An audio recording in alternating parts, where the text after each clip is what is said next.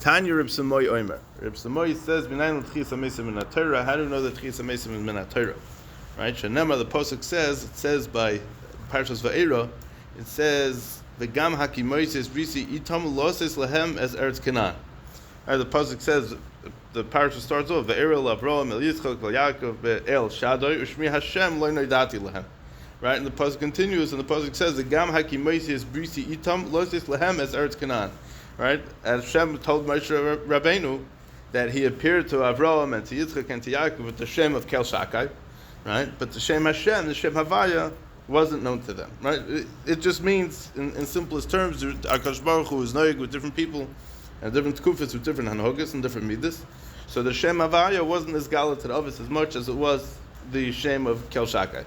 And the post continues and says, "Gam haki moises brisi itam," and they also established a treaty with them. Loses lahem es Eretz Canaan, to give them Eretz Canaan. Who's them?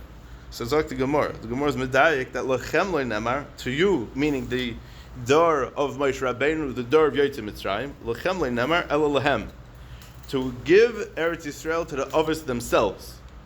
Mikan l'tchias hamesim min Torah. So this is the second place, or the third place, where the that HaKadosh Baruch Hu is going to give Eretz Yisrael to the Ovis. So you're saying it's only mashma to the Ovis and it's not mashma to the Bonim. Right, so that's what Rashi says. Ela lahem, right? Lechem leinemar ela lahem. Yeah, it's on the other side, for those who are not aware. The mashma she'evtiach HaKadosh Baruch Hu l'avoseinu Avram Yitzchak v'Yaakov she'yitin lahem Eretz Yisrael. That HaKadosh Baruch Hu was maftiach to our forefathers, Avram, Yitzchak, and Yaakov, that He's going to give them Eretz Yisrael. No, they're not from the door of Nechnosim La'aretz. From the right, it was the door of Yotzei Mitzrayim, which was the door that was Meshubin in Mitzrayim, and then the next generation were those that were Nechnos La'aretz, right? Because all the people of the Yotzei Mitzrayim died out, right? It was given to their children.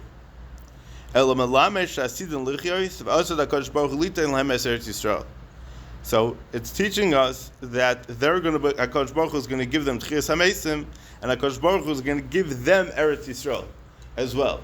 Meaning that, just like we said before, that the Gemara Yuma says that Moshe Rabbeinu and Aaron Ubanov are going to teach Klal Yisrael all the halachas of how we're noig, right?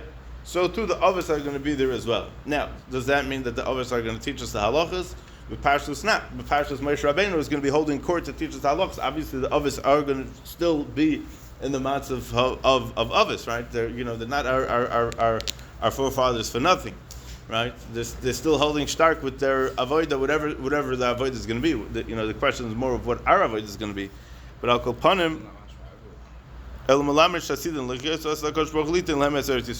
Right. So I think that what we have to.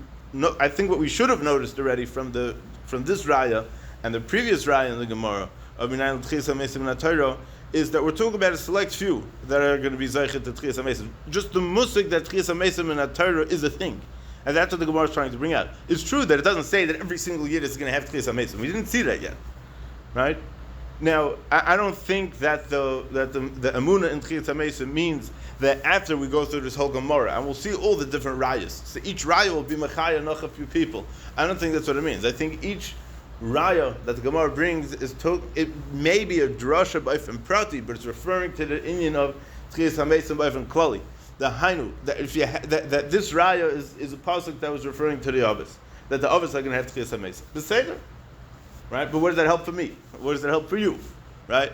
But the pshat is the fact that the Gemara is teaching us that there's this idea of Tchias HaMeisim, we're going to imply that idea of Tchias HaMeisim is going to be working for everybody, right?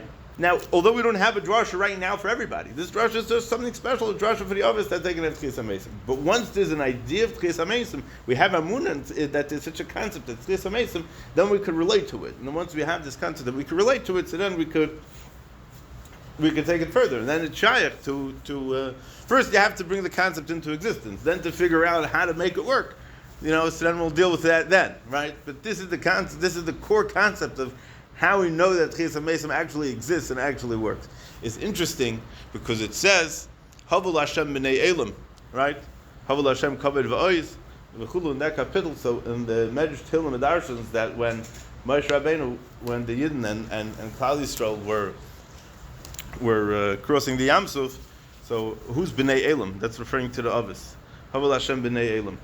And the Medrash says that Yaakov Avinu, that HaKadosh Baruch Hu brought Yaakov Avinu to the Yam Suf to be able to see how Klal Yisrael is leaving Mitzrayim and how the Yam split. And it says that you think that Yaakov Avinu is going to be was the only one that was there. No, it means that Abraham and Yitzchak were there also. Yeah. So, I mean, we're not going to leave out the other Avos. The Avos do things together, right? So, that concept that the Avos saw the whole matzav of Yetzias Mitzrayim of Kriyas Yam Suf.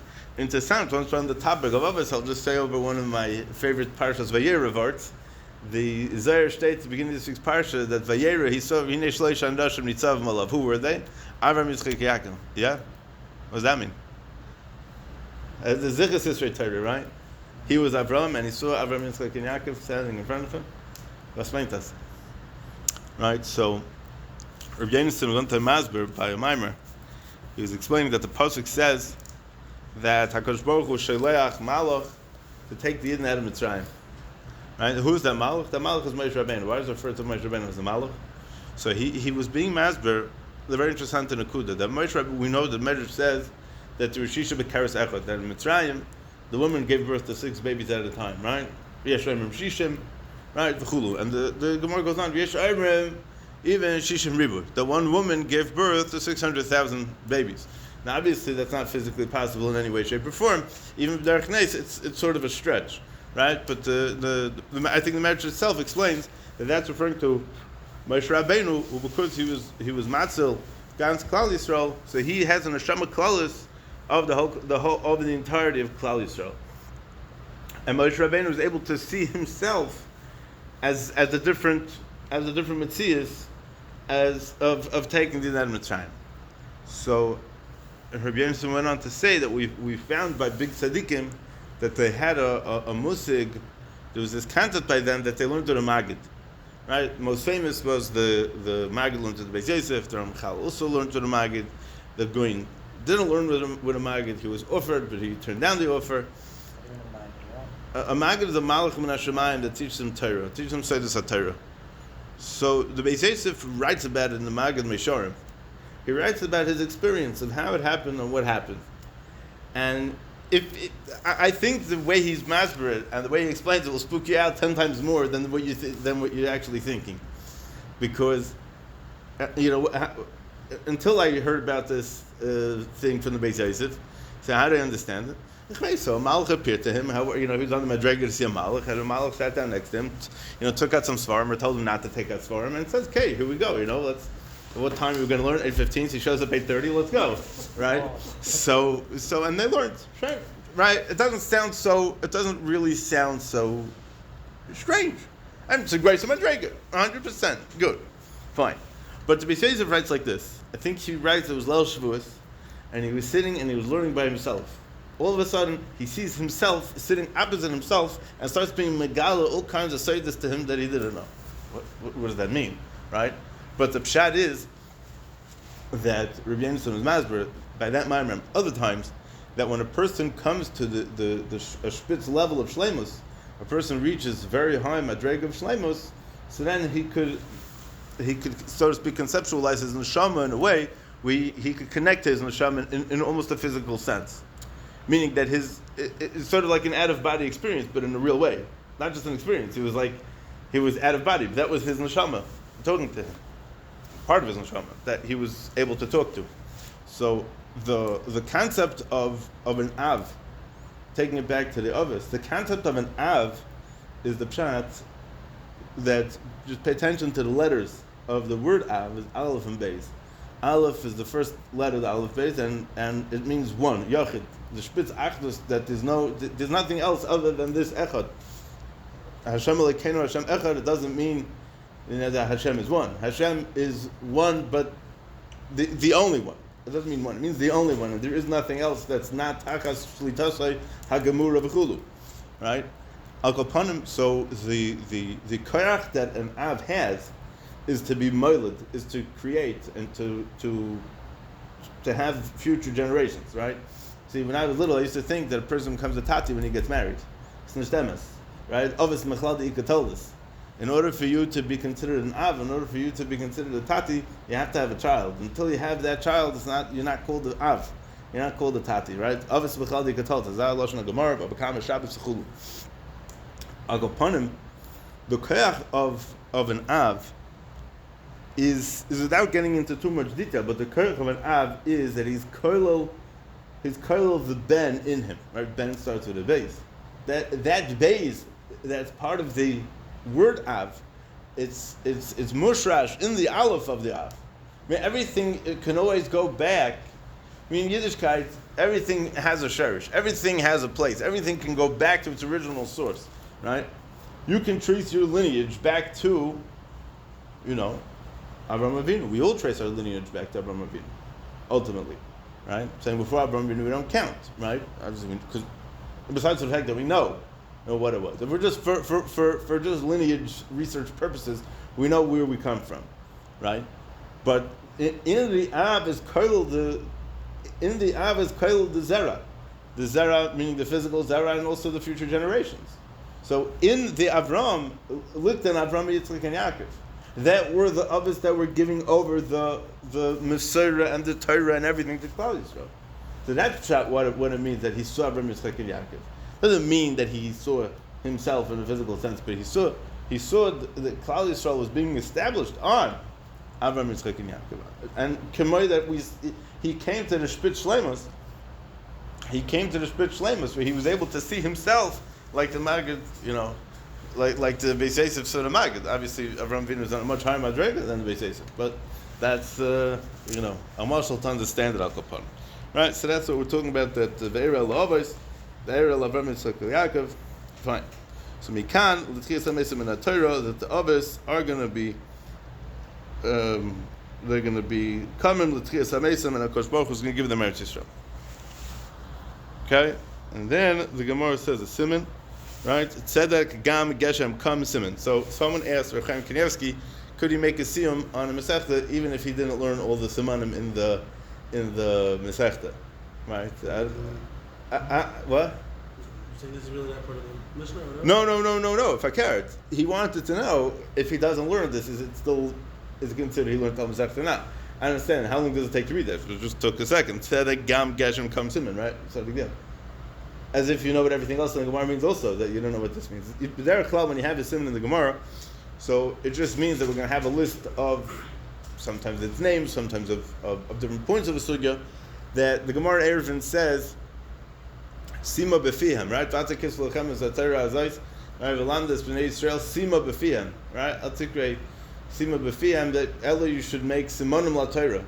You should make simonim and remazim to help you remember the Torah. So one of the ways that we have it is that the Gemara Amal brings simonim to remember what the Hemshech HaGemara is going to be. It's interesting if you pay attention. Sometimes the Gemara says siman kach v'kach, and sometimes the Gemara says like here. The Gemara says the siman, then afterwards it says siman. For all more information on the ideas when you have a siman in the Gemara, the Adaras, not my father, the Adaras. He wrote a whole sefer about all the simanim and all what you have to know about the simanim of the Gemara. I don't remember what it's called. If I remember, I'll definitely let you know.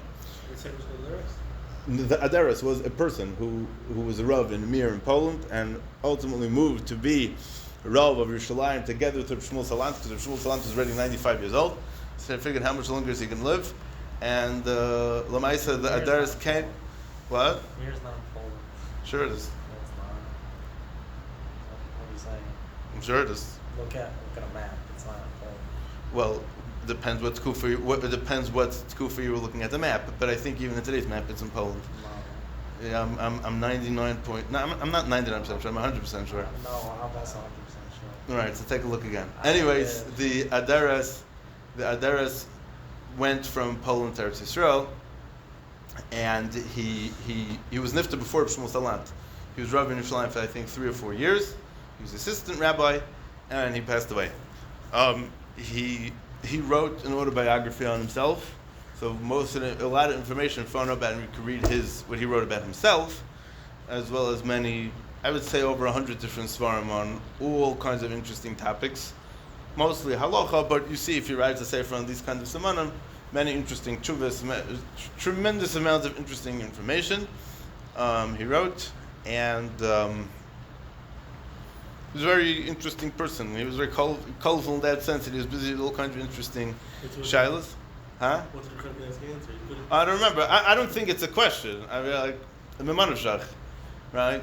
I don't understand the question, B'chlal. No, you have to understand how this one applies to the. So you look at it and you see what it stands for, and then you. But sometimes it doesn't make any sense. It always makes Get sense. to there's a thing that doesn't make any sense. What do you mean? By Shlesh Dvarim, Shem Surya, in ways not similar. Margaret is similar. Try to doesn't fit in any way. Right, so you have to. A lot of times you have to learn it up. Sometimes it's taka, not so simple. A lot of times, see, in our case, for example, right now, this sim that we're dealing with, Tzedek Gam Geshem Come, it may be a list of psukim, right? Yeah, it looks like it's going to be a list of psukim, right? Now, a lot of times it's not going to be a list of psukim. A lot of times it's going to be one word, a made-up word, that's going to be Rosh Tevis for whatever it is. And sometimes it's not going to be the remez in the first letter of the words, but it's going to be in the second or third letter of the words. Or some of the letters are going to be the first, sometimes it's going to be the second, sometimes it's going to be the third, right? So you may have to figure it out a little bit, but B'derech Klal is something there. It's not Levatolo that it was put in the Gemara, right? It's interesting to learn it, once, Okay, so let's see. The siman stands for Tzedukim, Raimiyim, Cleopatra, Kesar, and Min. Okay, we're going to get to all these different things in the Gemara. Okay. What's this Aleph over here? I'll look at the Gra. That Goyes HaGra changes it. Tzarak Kom Geshem Gam Siman. Kein Tzarech Loimar. What's the Kuf over here? Kuf says Ayin Marsha. So the Marsha also has the same girsa as the Gra over here. That it's Tzedek, but it's Tzerek or Tzorak. And it's not necessarily a real word, but it's a Rosh Tevis for the people that are asking questions in the Gemara. Okay, so what are these questions in the Gemara? We're clear about the Sugi of Simanim. We should talk about it a little more. I don't have it already. You don't have it at all. What's Simanim? I never saw Simanim. Okay, so welcome to Talmud, the Babylonian Talmud. So you didn't learn Elam Metzias? Yes, maybe, I don't know. Wait. Fifth grade, you didn't learn Gemara? Fifth grade, Shkaya. In fifth grade, every Rebbe teaches his class. Yal Kigam is the siman for all the cases that you have Yerushalayim Das. Yeah, of course. It doesn't say Simon. Yeah, exactly. Since Sanhedrin, maybe the Gemara brings it, but everybody knows that. There's the 7 cases where it's So much like Simon, or it's a Simon, or it's just something that can help you remember. Like, it sounds like no. Simon. The Gemara says siman. I don't know if the Gemara says it in Bava Metzia, but the Gemara says it in other places. Sure, I'm I don't know. Take a look at Bava Metzia. It's called Yal Kigam. Right. Right, it's a siman for those 7 tziyurim, those 7 cases. Anyways, I'll go upon them. Yeah, Shaykh Hazar over quickly what we said, or you understand now what we're talking about? Sometimes the Gemara says Simon, this is the Simon. Like, Yeah. Okay, that's it. Well, we just explained what it's for, so if you want, I can explain it again. Okay, fine, yeah. You got it? Yeah. You sure? Okay. You're good. Okay. Shalom minim is from Gamliel. So the minim asked from Gamliel. Minayin shakadosh baruch hu mechayim mesim. How do we know that HaKadosh Baruch? From where do we know that HaKadosh Baruch is mechayim mesim? Amalem from Gamliel told them min haTorah, min hanavim, min haksubim, v'lo yikablu mimenu. That we have rayas from all areas, all across the spectrum of Tanakh, right? The Chumash, the Nevi'im, and the Ksuvim. We have rayas all across the board, but the minim did not want to accept Rabbi Gamliel's answer. Now, why didn't they want to accept Rabbi Gamliel's answer? So it's a davar pashut, because they weren't asking him for an answer. They were asking him either to be mekanter, to bother him, to chepper him, as the Derech HaRaminim was, and also to try to get him involved in the conversation so that they could trip him up, that they could further their agenda. Apikarsim. So we're going to see that maybe there's a difference between what a min is and apikaris, and they're all different names, but all revolving around the similar concept of people that either don't believe in Torah Shebal Peh, or people that don't have Amun in Hashem, and the like. So a min is a person who Derech Klal is going to try to expose us to some kinds of apikursis. Yeah. So min Torah, right? So what were the rayas? What were the rayas that Ram Gamliel was talking about? Yeah. So it doesn't help. Ram Gamliel's answer from the psukim is not going to help the mina because they don't believe in Tchias HaMesim even if you have psukim in the Torah, right? They just refuse to see the truth, right? Which is the problem altogether with the minim. It's very hard to talk to them because their agenda, they're very much blurred by their agenda, right? So, yeah. So let's see what the Gemara says. Min Torah, the pasuk says at the end of V'zeis Habracha, Vayomer Hashem el Moshe, Hincha Sheichev v'Mavisecha v'Kam.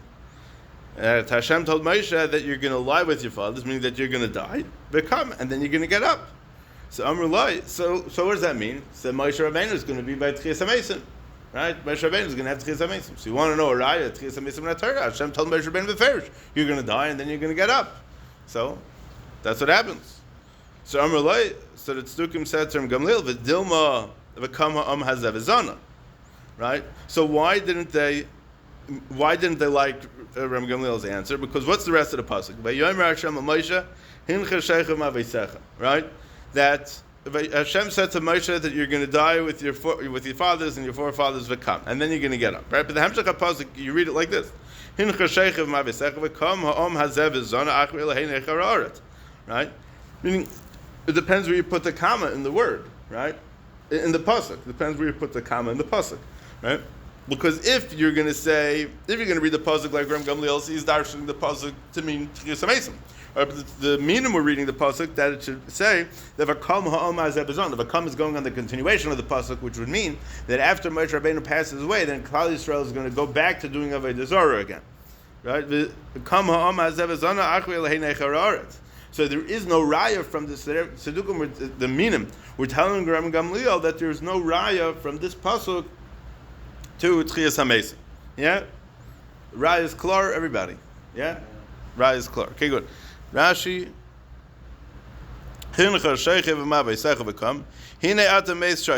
going to be dead lying down, right? Granted, there's a medrash that goes through. Look at the medrash Rabbah, fascinating details about all kinds of vikuchim, arguments that Moshe Rabbeinu, debates that Moshe Rabbeinu had with all the different parts of the Bria and the Malchamaves and the Torah and Hashem, a whole business.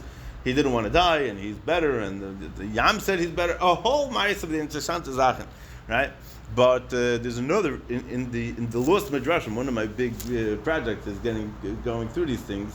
So in the Lost Midrashim, there's Seder Ptiras Aaron HaKohen and Moshe Rabbeinu. Very interesting. It goes through great detail about what happened by Ptiras Moshe. It's a lot of it's similar to what says over there in the Midrash of Zeh Sabrocha, but it's in the what? Yeah. It's in there. Yeah, very good. I see you know your stuff. So you're going to be lying down, right? Which means that he's going to be dead. And then you're going to get up. And you're going to get up lasted love. And that v'kam is going ahincha koi, not ahanach. Ahincha koi. The high kam ahincha koi. It's going back on hincha sheichem mavesecha. Right? The Tzedukim didn't like that because they wanted to. The Tzedukim, I keep on saying Tzedukim, but minim. Right? Let's just be specific. Just stick to what the Gemara is using. Right? Tzedek and Baisus were the two Talmidim of Antignas Sheichei, because Antignas Sheichei said what? Mishnah Pirkei Avos. And Antignas Sheichei Kibum Mishim Natzadik. Right? What did he say? Al tiyu kavadim amsham shemesarav amnas l'kavol pras. Ella, you should be like kavadim that they're shalom amnas l'kavol pras. Hey Mor Shemaim Aleichem. So they said, so if we only serve Hashem, L'Shem Shemayim, and we're not doing it for schar, so it must be that there's really no Elam Habas. He really tricked us. This whole business of talk about Elam Habas is not true. He tricked us. So they were Pirish, right? They were Pirish, and they went away from Yiddishkeit, and they only believed in Torah Shabbat they didn't believe in Torah Shabbat Peh. That's a Tzedukim and by Susan. They take the Torah Shabbat very, very literally. If you look in Avos Derb Nasan, we went through this. If you look in Avos Derb Nasan, it's clear. The Avos Derb Nasan says exactly what the story was, where they had their falling out, why they had their falling out. The point over there is very stark. Shleishim Shu Kol Tzarkom. They didn't give Antignas Ishseiche their full attention. So they didn't really fully chap what the context was and what the background was of what he was talking about, right? So So they just took what they wanted and made up some agenda without really knowing what the background was, right? Somebody said, if you come late to shul, you could become apikaris. He says, what do you mean? He says, because you're going to come into shul and they're going to be in the middle of Ma'ariv, they're going to be in the middle of Shema, and they're going to say, he says, he's saying a pasuk, go to Avodah Zarah. So, it's a big problem. If they come on time, then you know that's not the beginning of what we're saying over here, right? Obviously, we're coming from some kind of context, right? It's not just to go to Avodah Zarah, to go do whatever you want, right? So that's what it says over there in Avos Muslim, that they were not mishamish as Rabbim kol tzarkam, because if a person has a Rebbe and he questions what his Rebbe says, he has a question on something his Rebbe says, whether it's something that Rebbe said based on something else, or something that doesn't stem with him, or something that doesn't stem with anything, right? Part of a Rebbe-Talmud relationship is the ability that a Talmud could go ask his Rebbe a question that's bothering him, especially in something that the Rebbe said. You're supposed to try to figure out what the Rebbe said, right? So Rashi weiter v'dilma v'kama bezona. So the Minim wanted to read the pasuk weiter, that that after Moshe Rabbeinu is going to be nifted, the Bnei Israel is going to go to Avodah Zarah, and there's no raya from Tchias HaMesim. Right? I'm going to explain something interesting in a minute. There's two ways how to read the pasuk, right? Because you can read the pasuk like Rabbi Gamliel was reading it. You could also read the pasuk the way that the Minim were reading it. So what does this mean? This is one of the three psukim that doesn't have hechra. What does hechra mean? It doesn't have a specific way to read it, meaning that there are two ways, or more than one way, that it's possible to read the pasuk. So what's this nun over here? The nun is telling us chamisha. It's chamisha mekroi shein lam hechra. There are 5 psukim that can be read that you could put the comma in one or two places, and either way the pasuk reads well. Right? So the Gemara says. In Yuma, the Gemara goes through the 5 psukim. Gemara in Yuma daf nun beis. So Gamliel holds, so being that this pasuk doesn't have hechra, and you can understand it in both ways, so if one way doesn't show that there's Tchias HaMesim, so we could also learn it in a way that does show that there's Tchias HaMesim. There's nothing compelling me to read it more. There's nothing compelling me that one way to read the pasuk is better than the other, right? So im kain kefi ha'amar, right? So the Gemara says, if you have a Gemara that says that you can read the pasuk either way, so what's Ram Gamliel's right? Maybe you can read it the other way, right? But I think the fact that Ram Gamliel is saying that this is the pasuk for Tchias HaMesim, right? So this is doch haraya taka, that this is where we're learning Tchias HaMesim from. Not that he's being machriya that we read the pasuk this way overall, but if you want to know where's the pasuk for Tchias HaMesim, we could also use this pasuk. And it's not two psukim. There's just 2 ways to read the pasuk, and either one of them is correct, right? The Minim's taina back to Gamliel, it's be'etzem a good taina, right? But they're saying that there's no such concept as Tchias HaMesim because they can read this pasuk differently. The Yidden don't look at it like that. Even if we have another way to read the pasuk, and etzem the ikr taina, the tzedukim of the Minim had to read the pasuk of maybe it's v'kama amazav zana. So yeah, you're right that ain't lam hechra. You're right that the Gemara says that you can read it both ways. I mean that the way that the Minim are reading it is actually right? But it doesn't mean that Klape Ram Gamliel's drasha for Tchias HaMesim that they're right. We're not going to give credence to the tzedukim over Ram Gamliel.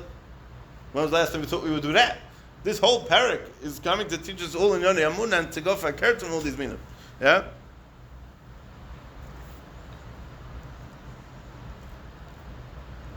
Yeah, the Maharsha talks about it like this. This is how the Maharsha sort of explains it. Okay. Minan Nevi'im, right? So that's Minan Torah. We have a pasuk in V'zei Sabracha, pasuk in Chumash that teaches us Tchias HaMesim. And then he said Minan Nevi'im, we have a raya from Nevi'im also. The pasuk says in Yeshaya, Yichyu Meisecha, Nuvelosi Yukumun, Hakitzu Berananu Sheikh Ne'ofar, Kital Erdes Talecha, Be'eretz Refoim Tapil. Hakitzu Berananu Sheikh Ne'ofar, it's a popular pasuk in whenever we're dealing with the Tchias HaMesim. It's a pasuk we hear by Levias, a pasuk we hear by whenever we're dealing with dead, right? It's an unfortunate thing, but it's part of life also. So Hakitzu V'Ranu Sheikh Ne'Ofar means that the people that are lying in the Ofar, the Mason, they're going to wake up and they're going to be Mishabeach Hashem. Let's get back to the beginning of the pasuk. So in Yeshaya, so first and foremost, the Gemara Bava Basra talks about the different Nevi'im. And Yirmiyah is Reiv Churban and Avelus. Yecheskel also has a lot of Churban in there. But Yeshaya, the Gemara says, is Nechama. It's Nechama, and many of the ideas that the Gemara is going to darshan in this parak are going to be darshan from Psukim in Yeshaya, because Yeshaya was all talking about the Nechama of Asvetzayin, Tchisa Mesim, Neil Mabo, and Lasad Lovay, and all the Gitte Zachen, Raiva, Gor Zevim Keves, and all these wonderful ideas that, that we're all looking forward towards. That it's all, Yeshaya was very busy giving over these kind of nevuos.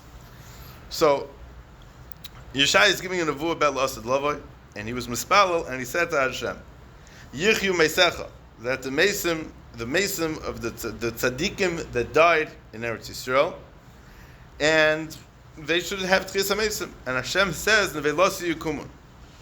Says even the Nephalim, the Anefal, the child that doesn't survive. So even those people are going to come alive. And Hashem is going to tell them, Hakitzu V'Ranu Sheikh Ne'Ofar. Those that are dwelling in the Ofar should get up and be Mishabeach Hashem. Kital Oiros Talacha.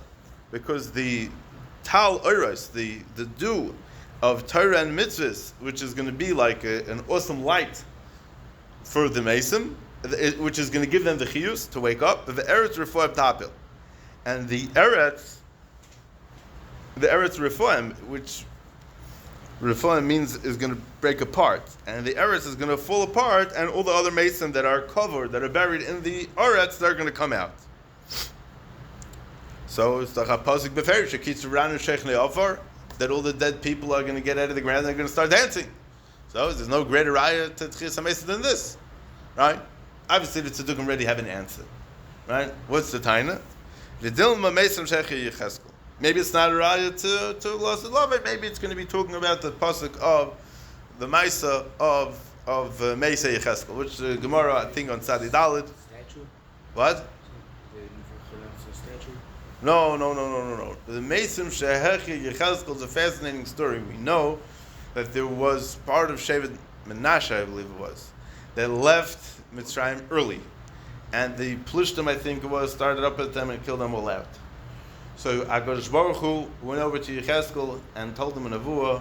And I think that Dafka, the nevuah, was to show Yecheskel the idea, the concept of Tchias HaMesim. And he wanted to show him that such a concept exists. He told him to go to the Bika, right? And he told him to say things and do things and whatever it was. And then all of a sudden the bones started. Yecheskel was way after this story happened, hundreds and hundreds of years after the story happened. And all of a sudden these bones started shaking, and flesh started growing on them, and then they were covered in skin, and then they looked like people, and then they got up and weitergegangen. There's the Machlekes in the Gemara later on in Tzadi Dalet. Did these people continue to live, or was just like a 5-minute business? Yeah. Right. So Rabbi Yehuda says, somebody says, I think Rabbi Yehuda ben Beseira, I think said that his if he has the tefillin from his grandfather, from the Mason, he's from the Mason Sheikh Yecheskel. That's my Zayda. My Zayda is from these people. Right? They can't tell me that they didn't live because I have a Messiah that's my grandfather and I even have his tefillin. Right? It's like the Gemara says, the Gemara has a whole Shalom Bavasha, like Eov, did he exist, did he not exist, right? And my father always says the biggest concern for me is that after the whole story happened, he said that he didn't even, the whole story never even happened, right? And when you manchish the whole story. But Al Kapanim, the Gemara says, you want to know a raya that Eov existed? I mean, he had a shul in Tveria, right? If a guy has a shtibel, he definitely exists, right? No one's going to argue on that. And he had a shtibel in Tveria. Don't tell me he never happened, right? So he has, what? The Gemara says that Eov had a shul. One man, the Omar says that you can't say that Eov didn't exist because he has a shtibel in Tveria. So Landau's Landau's somebody named Landau exists because no one knows who he is.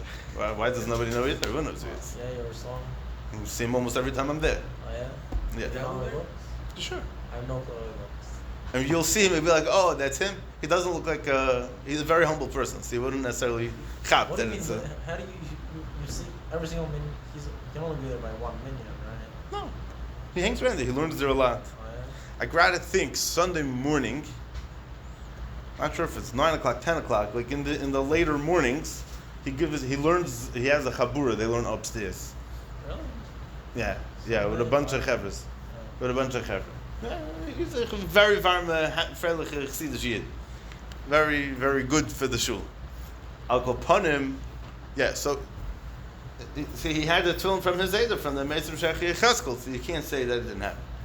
So, Zok the Gemara, that this pasuk of a kitzur around Sheikh Ne'afar, maybe the pasuk is referring to the Meisrim Shechi Cheskel, nothing to do with Vasvet Zayin Losad Lavak. Maybe it has to do only with these Meisrim that the pasuk is talking about in Cheskel. So let's see what we have to figure out over here. Right, so Rashi is going to explain like this. Yichyu Meisecha, the Meisim Shevetz Yisrael Yichyu, that the Meisim in Eretz Yisrael are going to become alive, they're going to have a Tchiyah. Oh, so right. So that's interesting in Nakuda. So we know from the Gemara Ksubis, we know from the Gemara at the end of Ksubis, that the Iker Tchiyas HaMeisim happens in Eretz Yisrael. Right? Yaakov Avinu says, Al Natik Reini b'Mitzrayim. Right? Rashi brings 3 pshatim. Right? What are the 3 pshatim? Either said he shouldn't. He saw b'navua that there's going to be kinim, and he didn't want to have to be there when the lice they eat up the dead bodies. Or the mitra might make him into avodah zarah. And 3, that he shouldn't have to go through the Gilgul Mechilos. What's the Gilgul Mechilos? So the Gemara Ksubis tells us that avada everybody. By the way, I wanted to speak to that earlier. I think it's a lashon of the Yisayid Sherish Avodah. Has as how lashon. The Yisayid Sherish Avodah was, believe it or not, a literature person. Hagam the Sefer seems very, very chassidish. He's from Horadna or Grodna, and he was tremendous ovid. Hey, look at the Sefer; it's clear. It's a whole. Anybody who needs the epis, his slavas, and avodas Hashem, you open it up to one page. You could mamish. If you chap rein to his fire, you could mamish explode. It's mamish half of the Sefer. Anyway, so he's talking about Tchias HaMeisim. I did not see this inside. I saw quoted from him that he writes Azal Lashon that there is no such thing as a yid that will not be zeichet to Tchias HaMeisim. It doesn't matter what happened to him, whatever it is, wherever it is, however it is, v'yivaiter is given, he's going to get Tchias HaMeisim. That's just an overall idea about Tchias HaMeisim that I wanted to mention, right? We're going to see all these people she'enim coming with Tchias HaMeisim, right? So we already said over the Ben Yehoyada that all these people she'enim chiluk ha'mabo, everybody ultimately gets there. Just this is also chiluk ha'einish. However, we were masber it then, but the point is that everybody ultimately is going to get to it. So back to the Gilgul Mechilos, so the Gemara Ksubis explains that HaKadosh Baruch Hu is going to create derech neis tunnels that are going to be from all the cemeteries to wherever the dead people are buried. HaKadosh Baruch Hu is going to make tunnels where all the bones are going to roll from there all the way to Eretz Yisrael. Why can't you just walk? Because Tchias HaMeisim happens in Eretz Yisrael, not in Chutz La'aretz. So what's the shra about that? So because the Gemara says there's a lot of tsar when they go through the Gilgul Mechilos. So Yaakov Avinu wanted to avoid that tsar. And is it fair for all those people that couldn't make it at straw? So you're asking a good question. Is it fair? So it's not a matter of fair or not fair, because it's just like anything else in life. It's not a matter of fair or not fair. The Rebbeinu Shalom put you here, so regardless of whether you think it's fair or not, the Rebbeinu Shalom thinks it is, right? HaKadosh Baruch Hu is the ultimate fair judge, right? So he will. You don't understand it, and you may never understand it, and I don't either understand it. But Al Gopanim, there's a reason for it. It's Al Sut with the Cheshbon, and even that. Now there were many people who, this one said he wants to be buried Dafka in Eretz Yisrael. This one said he Dafka didn't want to be buried in Eretz Yisrael. What? This one said he wanted to be buried here. This one said he wanted to be buried there. Yeah, Yaakov Kamenetsky said, "My whole family's here. Why should I be buried in Eretz Yisrael? Why should they have to schlep to Eretz Yisrael to come to my kever? I'll be local." Rabbi Yaakov Kamenetsky said that he didn't want to be buried in Eretz Yisrael because the whole family lives here. Why should he be? I think in Queens. Oh, wait.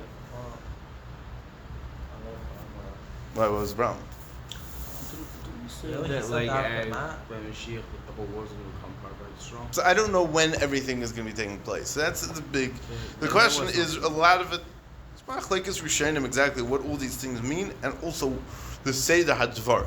It's not Machlekes Rambam Rav, there's Ramban, says that there's a whole Torah about what exactly the Seder of events is going to be. I hope to be able to get through to some of it, to be able to get a sense of what we're talking about. All right, we're just saying things, we don't really know what they are. There were many tzaddikim that said different things about where they wanted to be buried. Different people, different zachen. It's a big nekuda. The Gemara says that it's Gemara Brachas on Daf Ches about picking your place of where you want to get buried. It's not necessarily it's not a haphazard thing. Var from do, var from dart. It's an important thing. A person should pick Bechayav where he should be. And they say it's a school to buy a kever Bechayav. It's a school for Arichas Yamim. There was a story, I think it's a Bavusta story, maybe not so well known. Reb Simcha Wasserman, it was Reb Elchanan's son. Very interesting person. Yeah? Reb Elchanan never smiled, Kiyodua. Right? And besides for 3 times. Yeah, there's actually a picture of him smirking. One of the pictures of him, you can see, he's like a tiny bit of a smirk. Right? But he had a son, his name was Simcha, and he was very smiley, very, very happy person, and he was never zeichet to children. Anyway, so he was Rashiv in L.A., in Eretz Yisrael. My father was zeichet to meet him. And my father, he says over that he said when my father met him, I think my father went to him for a Suda in Eretz Yisrael, and he said the following. He was a nephew of Reb Chaim Oizer. Right? Reb Chaim Oizer, Reb Elchanan, brother-in-law. I hope you know that. If not, you know that now. Anyway, so he came into Reb Chaim Oizer's house. He says Reb Chaim Oizer was mamish the leader of Klal Yisrael in every way possible. And Reb Chaim Oizer is sitting by a long table, and he has a rov that's asking him a shver shaila, and he has a Rosh Hashiva that's being matzia hishir klali, and he has another younger man that has a Vartan Kachim that wants Reb Chaim Oizer to say it, and a guy from the Vadi Yeshivas is trying to get some money from something, and this old lady is kvetching about her chicken, and this guy and that guy. There's a whole 10 million things going on, and he's writing letters in 2 different hands to people, and he's, the place is flying. It wasn't flying. He was on top of the whole massive. He said, Reb Simcha Wasserman said, he walked in there. He said, Reb Chaim Oizer saw him from the corner of his eye. These 10 people sitting around the table from the corner of his eye. And he said, Simcha, I see you got a new hat. Like in the middle of the whole thing, he was like, whoa. You noticed that protest gedita. Anyways, so Reb Simcha Wasserman never had children. And they say that Bechayev, he used to go near the Yeshiva Ketana, and he used to shep a lot of nachas from seeing all the kids playing in the yard. And he was standing with his wife, and people felt sad for them, but they were very happy. But Kitza, I think it was 3 days after he was nifter, his Rebbetzin passed away. It was Teich the Shiva that his Rebbetzin passed away. Now they didn't have any children, so who's going to say Kaddish for them? There's a fellow who was a very active person in the Eretz Yisrael with all the Rabbanim, the Chazon Ish, Rav Shach, everybody. His name was Shlomo Lawrence. He lived in not long ago. He was a very, very old man. Bekitzer, he was nifter on Rosh Chodesh Cheshvan. Reb Simcha Wasserman's yard said his Beis Cheshvan. And I don't remember exactly. There's also a story about the plot that he bought. It was right next to Reb Simcha Wasserman. Not too far away from it. Bekitzer, his children said by his Shiva, I don't know if he said this or... No, this is what it was. He dafka bought a plot next to Simcha Wasserman because if Simcha didn't have children, so his children will come and say Kaddish by his kever. They could also daven by Reb Simcha's kever. He was nifter Rosh Chodesh Cheshvan, which is the day before Reb Simcha's yahrzeit.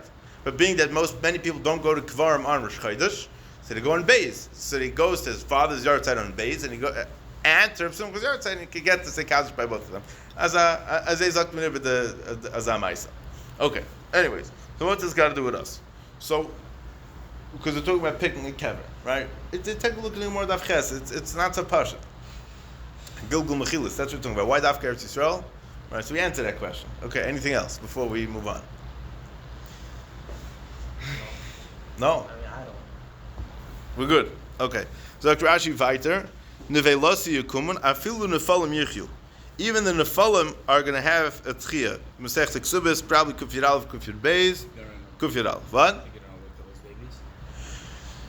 So that's a good question because, also if a person, you don't know how many times you've been in this world already, right? So maybe you were married 4 times already, and now it's going to be your 5th time getting married. You have no idea. How is it going to work? I think when the time comes, it will all be smoothed out. Mistam and Shahar Gulam explains how it's going to work, right? But if we understand that we're dealing with more of an oil man of shamas, right, than a regular physical guf, which is a big shmooze, maybe we're going to be regular fleshig people like we are now, right? I don't mean fleshig in the sense as opposed to milky, but I mean fleshig as in with, flesh. Right. Well, I hope you're not made out of milk, right? But I mean fleshig as in a sense of real physical flesh, a regular gashmistic guf, right? It's a shiloh. So the velocity you come and feel and fall yichu. So the Tzedukim said, the Minim said, maybe we're talking about the Mesim Shechi Yecheskel. The high crow yichu Mesecha Yeshaya Omroi. This pasuk of yichu Mesecha and the velocity kumun, that pasuk was said by Yeshaya, who preceded Yecheskel. So maybe he's not talking about Tchias HaMesim from L'Asad Law, but maybe he's talking about the Tchias HaMesim that Yecheskel had for the Mesim Shechi Yecheskel. Right? Maybe it's nothing specifically related to Tchias HaMesim of L'Asad Law. It says, Nishkei Raya Bechlal. Shenisnabe b'mei, v'hu kodam liYecheskel. Yeshaya was before Yecheskel. Shenisnabe b'mei Chizkiah, because Yeshaya said Navu b'mei Chizkiah. V'haya mesnabe pasuk zel shahaya osid Yecheskel ha'chis mesim aval el mabaloi. Maybe we're not talking about El Mahaba at all. We're talking about maybe Yeshaya was saying a nevuah about the mesim that Yecheskel is going to bring back to life. Okay, so that's the raya from Nevi'im. He didn't have anything to answer back to them? Oh, so that's a good question. So in the first one, So that's why I was mocked him. I was mocked him before, right? In the first one, he didn't either answer back. because we understand the way, since we read the principle both ways, so you still have a right otherwise. Right. I was just masber it that way. But over here, so that's why I was mocked him, that the minim come with their agenda, right? We say this a lot. We learn these Gemaras, and because of this, it's really a one-way debate. I don't have to give in to, this guy doesn't believe in Torah's Moshe, right? This guy doesn't believe in Tchias HaMesim. So it depends why the guy's asking. Is the guy asking because he wants to know, or is asking because he has his agenda and he wants to spread awareness of his important agendas, So the Mishnah Pirkei Avos says, the Gemara in Sanhedrin, the Gemara says that that you should be consistent, and shokot shkeda is being consistent, be a masmid, lil my Torah, spend all your time learning Torah, so that you should know how to answer an apikaris if an apikaris starts up with you. Now the question is like this: are we supposed to be busy answering apikaris or not? I mean, you look at this Gemara, Rav Gamliel didn't answer them, right? Now sometimes we find, let's say the Gemara of Din Lamed Ches, the Gemara says the answers. The Tanu Amiram did give answers to the Tzedukim, to the Mina. Sometimes they do, sometimes they don't. Sometimes it's not worth it, right? For our practical purposes, halacha l'maisa, I would say it's best not to engage with them at all. Say your question, or don't even say that. Just walk away. It's not our business to start debating with people. Yeah, true, not true. Even if you have all the answers, best is to stay away from the whole biz of debating these chevra. People do it, it's not mamish the best. It's not mamish the best business to get into. Now a lot of these people have good answers. People say you shouldn't do it, even if you have all the answers, even if you're going to get the guy. It's not what we do. It's not our program. Avraham Avinu was very busy doing this. There's a state of medrash that he was busy fighting with everybody, right? And he explained it to them, right? We have our ways of our avodah, and we're not looking to do this. And sometimes you have to, then you figure out what you have to do. If it comes up that you have to deal with it, so then fine. What? He himself was a ger, but yeah. I'm like, take that sir for example. What? Because he kissed the mezuzah. And then he so what happened was he wanted to know what ma tiva shel mezuzah. Right? So Gemara by the Zohar Daf Yud. So he explained it to him, and he learned about it, and he looked into it, and it made sense to him. So he says, so enough of this garbage. So he left. And then his uncle was the emperor, so they sent him more people. And every single person that came to him, he made them Jewish. Right? I mean, obviously, there's got to be some kind of personality there too, not just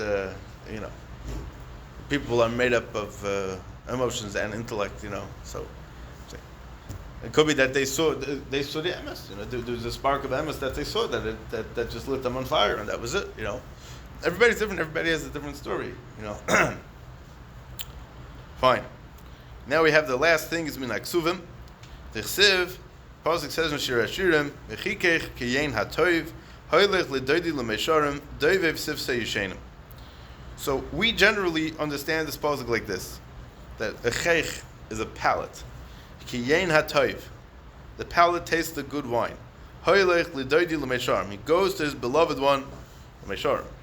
Doivev, which means to drip, sifsei yishenim, the lips of the sleeping ones are dripping, right? So generally, saying we have a Gemara that darshans this pasuk that kaloimer davar b'shem oimroi svasav doivavos bekever svasav reichashois bekever. That when we say over, we're going to get to that in a second. The Gemara over here actually brings it. So we'll wait. So let's just touch the pasuk regular, and then we'll get to the Josh Gemara, which is right here. Yeah, Yishenim in this pasuk are referring to the dead people because they're Yishenei Ofar. Right, and it says Doivev Sifsei Yishenim, so they're going to get up and they're going to talk with their lips. Sifsei Yishenim, yeah.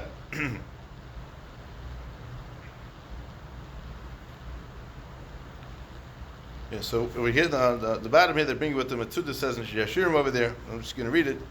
Shemamorei Am Yisrael Tovim Kiyein HaTov. The words, the speech of Am Yisrael is like a good wine. That it walks from friend to friend, from beloved one to beloved one, to make sure that they're still in love with each other and to make sure that there's no falling out. And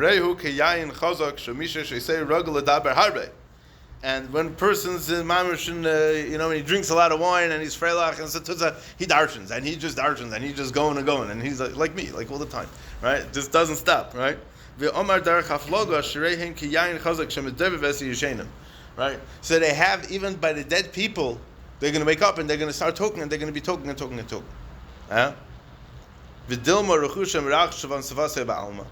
Maybe it's that what? That maybe it's not a right, but maybe their lips are going to be moving, like it's going to look like they're murmuring something, but they're not actually saying anything. Maybe their lips are going to be moving, but it doesn't necessarily mean that they're going to. The pasuk doesn't say that they're going to talk. It just says doivev sifsei yishenim, that they're going to be moving. So they'll move a little bit. Is vus? It doesn't necessarily mean tchizla mason. Doivev means to cause to speak. It says that. Is that what it means? I don't know. You're asking me. You're telling me. Is it? I don't know. Is it? Why do you think so? Never mind. Why? Never mind. You said something, what? I think I remember from somewhere. I don't know. No, you're right. It does mean to talk. Oh. But the question is that the Gemara is saying that there's a strong, that the Minim were saying that there's a strong tzad to learn that that's not what it means. That maybe it just means to move. And that Doivev means to move around, to move back and forth. Right? I didn't know that. I thought it means cause to speak. Right, so Doivev Sifsei Yishenim. You're probably right in the sense of the real pshat in the pasuk. Right? So let's see what the Gemara says. So maybe it means that they're just going to be moving. It doesn't necessarily mean that they're going to come out of their kvarim and they're going to live. Right? So even if we'll say, like Avram is saying, that they're going to be speaking, they're going to come out of their kvarim.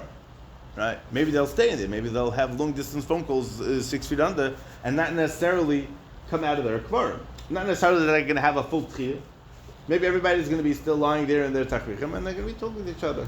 How's the weather down there? It's soggy, mushy mud, Yeah, me too, What else is new, Yeah? So Dr. Gemara Rabbi Yochanan. Maybe it's like what Rabbi Yochanan says. The Amr Rabbi Yochanan Mishum Reb Shimon ben Yetzada Komi Shenamra Halacha B'Shmoi Ba'olam Hazeh Sivsei Sev Doivev Beis Bakever Shenamar Doivev Sivsei Yishenim. Rabbi Yochanan says in the name of Rabbi Shimon ben Yotzadok that if you say over a halacha b'shem somebody, so then his lips move in the kever. Based on this post. Okay.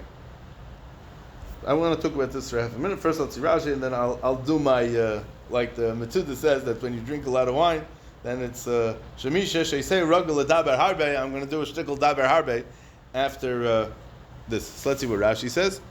Doivev Frunmaish Belaz. And I don't speak French. Kalaimar Nois Umisneidedes Sivsei Shene Afar Mechlal Sheyichu. Right? They're moving Nov and Nod. Right? Nois Umisneidedes. So, nois, I think is lashon of nanuim, like to shake, and noideid means to wander, right? Nov and nod, right? The pasuk says by kain nov and nod. What's the difference? So no means to be like shaking and quaking, and nod means to move from one place to another, right? So it means that your lips will be moving a little bits and a lot of bits. I mean, like when you open your mouth, some words you have to enunciate the words more, so it requires the lips to be moved more than other words. And then they're going to get up. So it's fact Gemara, maybe not. Fact Minim, maybe not. Because maybe it's Merachshon Sefasei Ba'alma. So if they say noise ma'at b'seich HaKaver, Avlein Chaim B'yotzin L'Avira Oilam, U'Krib Yechanan.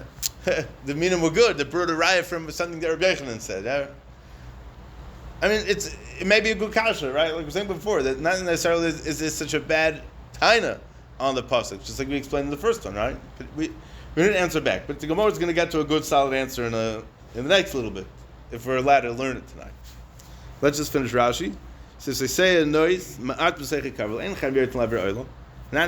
they going to come out of the grave into the fresh air, right? It's kind of musty down there, right? They probably didn't have fresh air in the wild down there, right?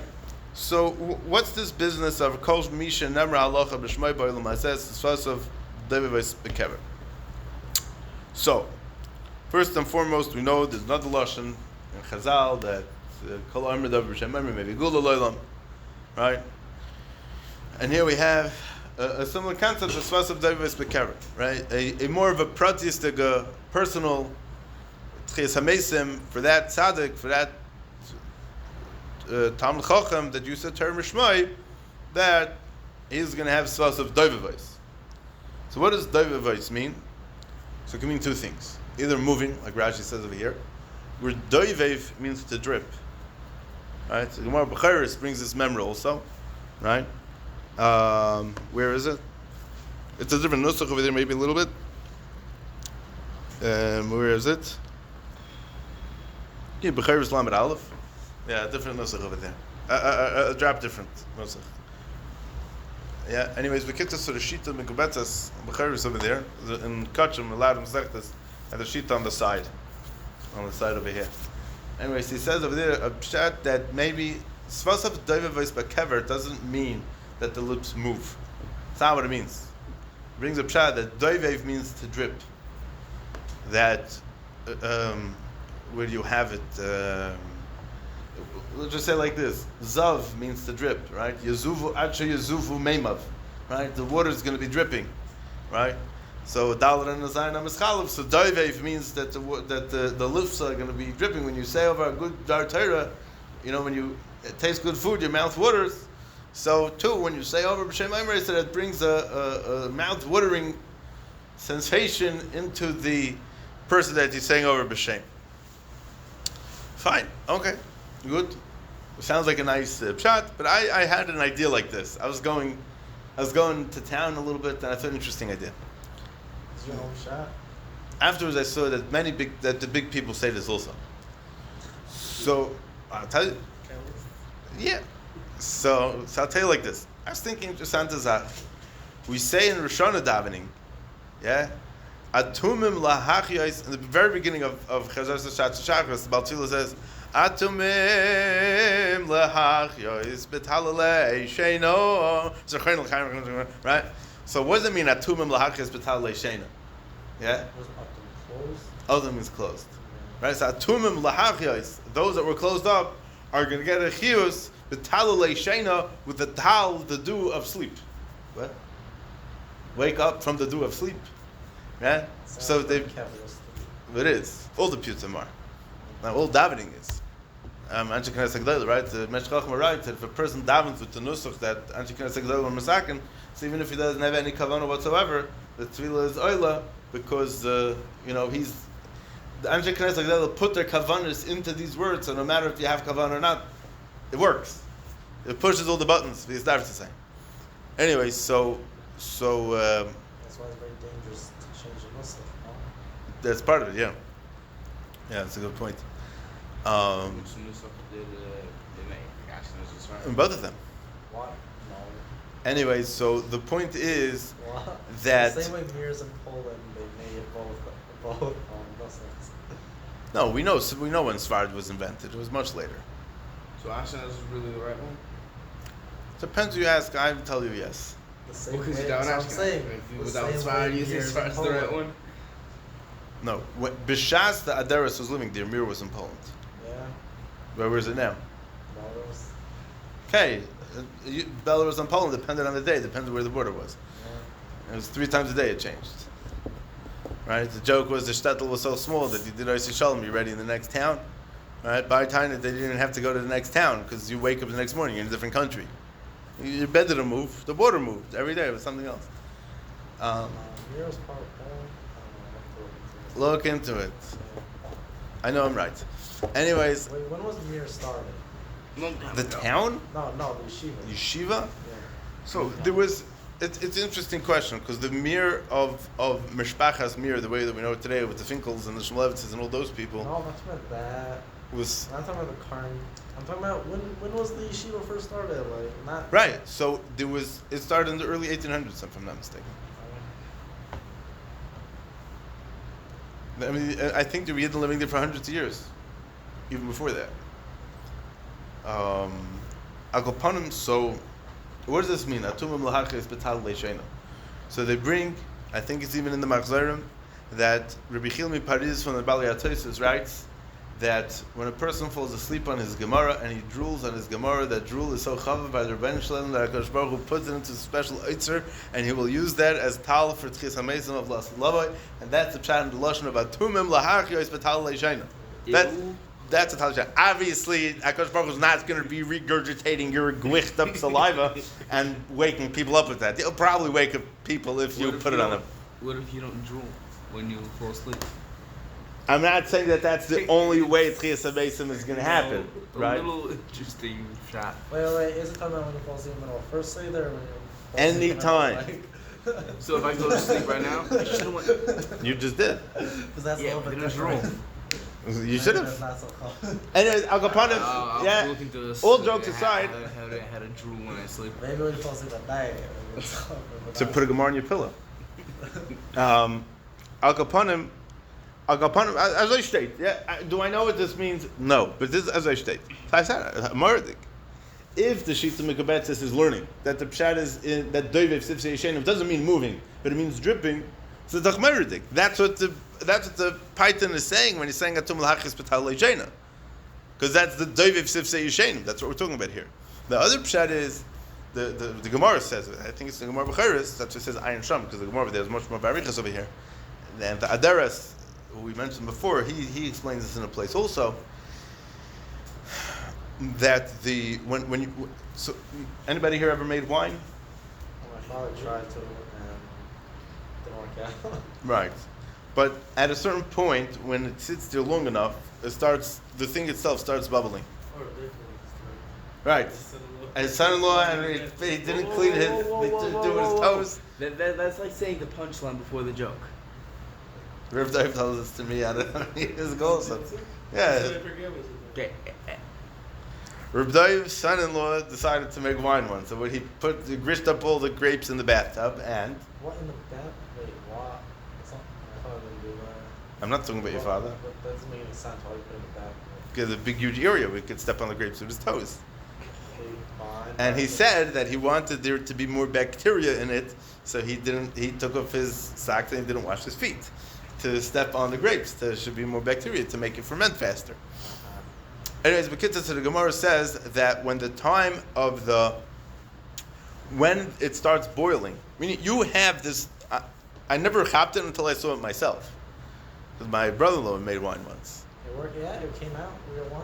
Yeah. Vinegar. Yeah, It came out as wine. I think so. Well, you First try. vinegar? First try. No. Yeah, no, because my Shver's chavruso with a guy who has a wine company, so he told him exactly how to do it, gave him all the gadgets and how to do it, what to do, and when to do it. It's very doctoristic. You have to be very careful with it because like you come like a minute too late, the whole thing is garbage. The whole thing is vinegar. Yeah. But if you let it sit, you'll all of a sudden it starts being toises, it's called Loshon Gemara. It starts bubbling, right? So, fact day, how could you say there's such a thing as Tchias HaMesim, right? But they say that at that time when the yain is toises, that's when the grapes start regrowing on the vine. At the same time. Wait. What? Yeah. The grapes that are on the vine, from this vine, that it's a certain cycle, it's a certain time that it takes from when you pluck off those grapes till you turn them into wine, that it's still going to be good. And the grapes grow back based on the season. I mean, Right, but so you want to know that yesh tchias hamesim, ain't tchias hamesim. This is taisis the same time that this is growing. It could be that there are technicalities to make it a little bit schwer. Fine, but good. But this, as I state, and al kopanim, that's not the shmuz for now. It's this grapes part. What do you mean? This is the Maisa. Mice from Dave? Reb Dave was saying, have his son-in-law made wine in the bathtub. Oh, that's all it was. Yeah. maybe he doesn't like his son-in-law. Maybe his daughter complains about him, so that's why he has to rip on him. Who said he's ripping on him? Sounds He's like just. a rip. He talks. It was very much dark covered. He was just saying about the results of yeah,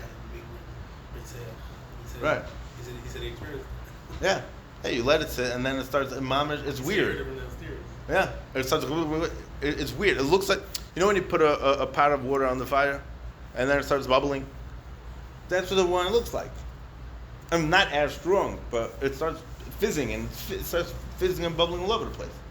So you have to have it in the right kiln that doesn't make a huge mess everywhere because it's going to go everywhere. Back to what we're saying. So therefore, I said like this, that the idea of Daviv Sifsei Yishenim doesn't necessarily mean moving, but it means to drip, like the Atum L'Achas B'Talei Shenim. So who did I see that says this word also, that's what it means, and that's what it's talking about? The Heilige Min Chasaluzah, the Heilige Min Ketcher Rebbe, he says this in his Sefer Divrei Torah. Yeah? So, where exactly in the Divrei Torah, I don't remember, but the Sefer is called Divrei Torah. Yeah, the Samiruv joked about it, that it's good that the Sefer is called Divrei Torah, because if you look inside, you couldn't tell. No, I'll tell you what it is. I happen to be, it's very, very, I happen to love the Sefer tremendously. I'm very, very much, I used to be very, very Isaac in the Sefer. There's no specific order of anything in the Sefer. It's just one word after another word. It's thousands of the Torah and not any specific order, right? Whether it's coming to be Masber or something in the Arizal, or coming to be Masber, B'Hagron, Shulchan Aruch, coming to say Pshat in the Pasuk, Pshat in the Gemara. Never take a strip, but it's not in any specific order. So, yeah, the yeshiva has one. It's very, very nice, very geshmak. Minchas Eluz had a lot of geshmak at Torah. And so he says this word, Yishal Sudas Rabbi Chimon Paris, to that Shitz Mekabetz Mecharis. And I thought it was Mardik, that was Mechavan, such a great rabbi. It made me feel very good. Okay, should we go weiter or we should stop? No, stop. Probably stop. What is the How oil? does this fit in with the simon? This fits into the simon. Oh, so how does this fit into the simon? So it fits in because it goes like this. What's a simon? Tzokar, Tzorak, Kam, Geshem, Gam. Right? So we have Minim. Minim is one of the mems. Minim is one of the mems. And Reish, instead of the Dalet, is Raimiyim.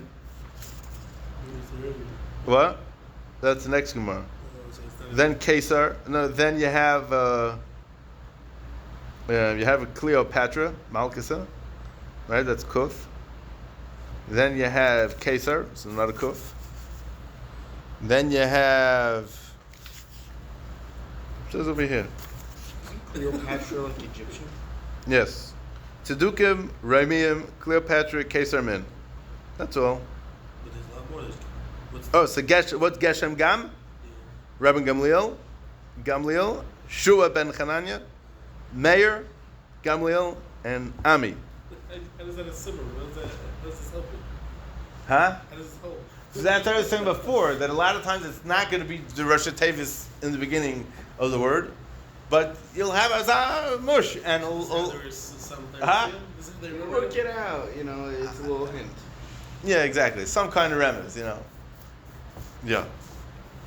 Okay. Anyway, so the next, really, we should see that it's still like the punchline. The next Gemara, right? When you say, "Oh, I'm saying the punchline," it's never going to be good, right? But upon him, the next line of Gemara, what the Gemara says is, "Atra amal lahem mikra zeh." Totally tell them this pasuk. Yeah, we'll save it for next week. That's for sure. All right. All right. Good to everybody.